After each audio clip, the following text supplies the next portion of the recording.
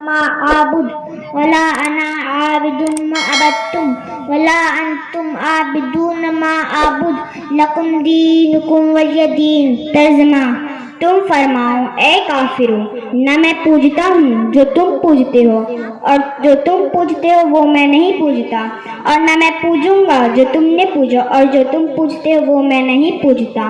تمہیں تمہارا دین، مجھے میرا دین۔ بسم اللہ الرحمن الرحیم۔ اذا جاء نصر اللہ والفتح ورأیت الناس يدخلون فی دین اللہ افواجا فسبح بحمد ربک واستغفر انہ کان توابا۔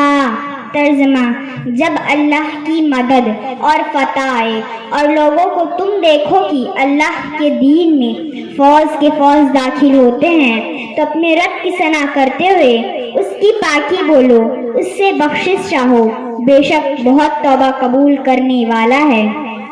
بسم اللہ الرحمن الرحیم۔ تبت یدا ابی لہب وتب ما اغنی عنہ مالہ وما کسب سیصلی نارا ذات لہب وامرأتہ حمالۃ الحطب فی جیدہا حبل من مسد۔ ترجمہ، تباہ ہو جائے ابو لہب دونوں ہاتھ، اور تباہ ہی ہو گیا، اسے کچھ کام نہ آیا اس کا مال اور جو کمایا۔ اب دھنستا ہے لپٹ مارتی آگ میں وہ اس کی جورو، لکڑیوں کا گٹھا سر پر اٹھائی اور اس کے گلے میں کھجور کی چھال کا رسا۔ بسم اللہ الرحمن الرحیم۔ قل هو اللہ احد اللہ الصمد لم یلد ولم یولد ولم یکن لہ کفوا احد۔ ترجمہ، تم فرماؤ کہ وہ اللہ ہی ایک ہے، اللہ بے نیاز ہے، نہ اس کی کوئی اولاد اور نہ وہ کسی سے پیدا ہوا، نہ اس کے جوڑ کا کوئی۔ بسم اللہ الرحمن الرحیم۔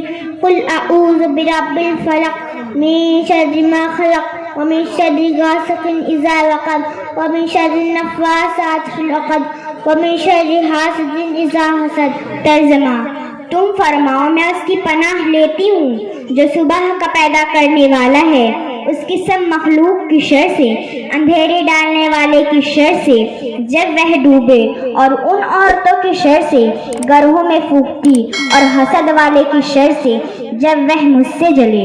بسم اللہ الرحمن الرحیم۔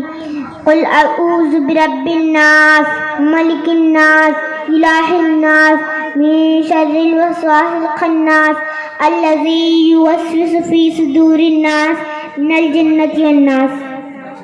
ترجمہ، تم فرماؤ میں اس کی پناہ میں آئی جو سب لوگوں کا رب ہے، سب لوگوں کا بادشاہ، سب لوگوں کا خدا، اس کے شر سے جو دل میں برے خطرے ڈالے اور دبک رہے، جو لوگوں کے دلوں میں وسوسے ڈالتے ہیں، چاہے جن ہو یا انسان۔ السلام علیکم۔ سبحان اللہ سبحان اللہ۔